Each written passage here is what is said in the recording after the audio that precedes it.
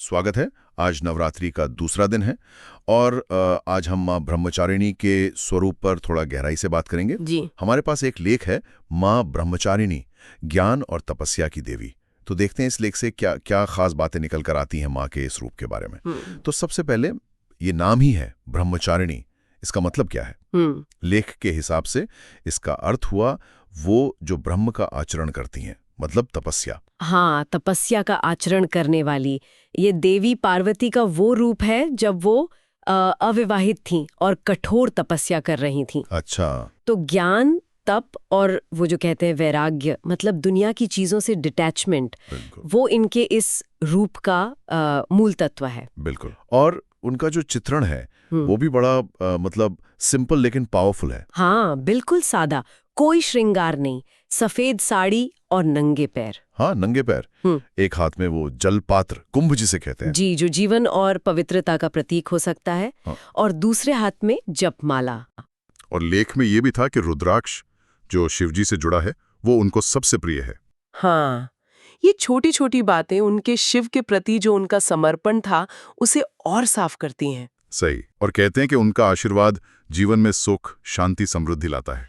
पर सिर्फ मटेरियल नहीं, है ना? नहीं, बिल्कुल नहीं। उनको आनंद और संतोष का भी प्रतीक माना गया है, जो हमें असली ज्ञान की तरफ ले जाता है। और उनकी पूजा विधि भी देखें तो वो भी इसी सादगी और समर्पण को दिखाती है। हाँ, भक्तों को पीले या सफेद कपड़े पहनने को कहा जाता है। जी, ये रंग भी पवित्रता और ज्ञान से जुड़े हैं। उन्हें सफेद चीजें जैसे शक्कर या फल, ऐसी ही चीजें चढ़ाने की बात है, कोई बहुत तामझाम नहीं। सही।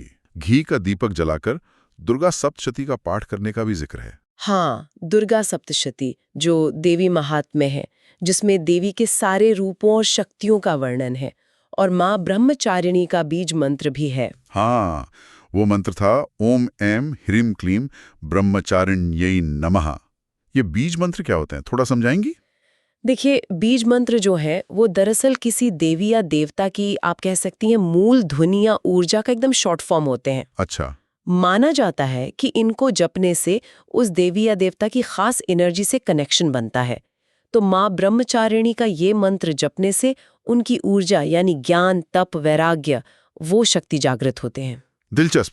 अच्छा, लेख में एक और बात थी, चंद्रदेव के मंत्र जाप और चांदी की चीजें चढ़ाने की। हाँ, उसका भी उल्लेख है। चंद्रमा तो मन का कारक है और चांदी पवित्रता, शीतलता। तो शायद ये मन को शांत और शुद्ध रखने के लिए, ताकि तपस्या में मदद मिले, ऐसा कुछ। हाँ, ये एक बहुत अच्छी व्याख्या हो सकती है, बिल्कुल। और साथ ही ये भी ध्यान देना चाहिए कि माँ ब्रह्मचारिणी को ज्ञान और कला की देवी माँ सरस्वती उनके रूप में भी देखा जाता है। अच्छा, माँ सरस्वती के रूप में भी। जी, ये दिखाता है कि ज्ञान और तपस्या कितने गहरे जुड़े हुए हैं। और एक और बात, पूजा में देवी राधा रानी को याद करने को भी कहा गया है। राधा रानी, उनका क्या कनेक्शन है? वो निस्वार्थ प्रेम और सेवा का भाव जगाने के लिए, क्योंकि तपस्या भले ही कठोर हो, पर उसके पीछे का जो भाव है वो प्रेम और समर्पण का ही है। सही बात है। अब आते हैं उनकी कहानी पर, जो इस रूप का बेसिस है। जी, देवी सती के आत्मदाह के बाद उन्होंने फिर जन्म लिया पर्वतराज हिमालय और रानी मैनावती के घर, पार्वती के रूप में। हाँ, पार्वती के रूप में। और फिर नारद मुनि आए। हाँ, नारद मुनि ने ही उन्हें रास्ता दिखाया कि शिवजी को पति रूप में पाना है तो तपस्या करनी पड़ेगी, कठोर तपस्या। और वो तपस्या मतलब असाधारण थी। लेख में लिखा है हजारों सालों तक तप किया। हजारों साल? हाँ, पहले तो सिर्फ बिल्व पत्र खाकर रही, फिर वो भी छोड़ दिया और आखिर में पानी भी छोड़ दिया। अरे बाप रे, ये तो सोचना भी मुश्किल है। बिल्कुल। उनकी निष्ठा, उनका संकल्प ऐसा था कि कोई चीज उन्हें डिगा नहीं सकी। ये अपने आप में ही एक बहुत बड़ा मैसेज है कि किसी गोल के लिए पूरा डेडिकेशन क्या होता है। हजारों साल, आज के जमाने में तो कुछ हफ्ते भी मुश्किल हो जाते हैं फोकस रखना। सही कहा। और फिर कहानी में आता है ट्विस्ट। भगवान शिव खुद उनकी परीक्षा लेने आते हैं, एक बूढ़े ऋषि का भेष धरकर। हाँ, और वो ऋषि बनकर शिवजी की ही बुराई करने लगते हैं। अच्छा। हाँ, उनके रूप का, उनके साथ रहने वाले गणों का, उनके रहन सहन का, सबका मजाक उड़ाते हैं और पार्वती को समझाते हैं कि भाई तुम किसी और अच्छे वर से शादी कर लो। वो असल में देख रहे थे कि पार्वती की निष्ठा कितनी पक्की है। जाहिर है, अपने भगवान की बुराई सुनकर देवी पार्वती को तो गुस्सा आया होगा। लेख कहता है कि वो उस ऋषि को श्राप देने ही वाली थी। बस उसी पल भगवान शिव अपने असली दिव्य रूप में प्रकट हो गए। वाह! वो मोमेंट था उनकी तपस्या की सफलता का, उनके प्रेम की परीक्षा के पास होने का, और इसके बाद ही उनका विवाह हुआ। तो ये जो ब्रह्मचारिणी रूप है, ये उसी शादी से पहले का तपस्या वाला, अविवाहित, एकदम दृढ़ संकल्प वाला रूप है। बिल्कुल।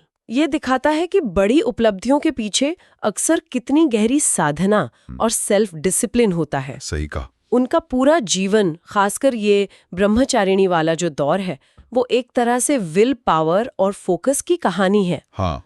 तो इस पूरी बातचीत से एक सवाल सा मन में आता है कि क्या बहुत ज्यादा त्याग और एकदम कठोर तपस्या ही हमेशा मतलब डिवाइन यूनियन या अपने अल्टीमेट गोल तक पहुंचने का रास्ता है, या फिर जीवन के जो संघर्ष हैं और जो हमारे आध्यात्मिक लक्ष्य हैं उनके बीच एक बैलेंस बनाना वो भी उतना ही जरूरी है?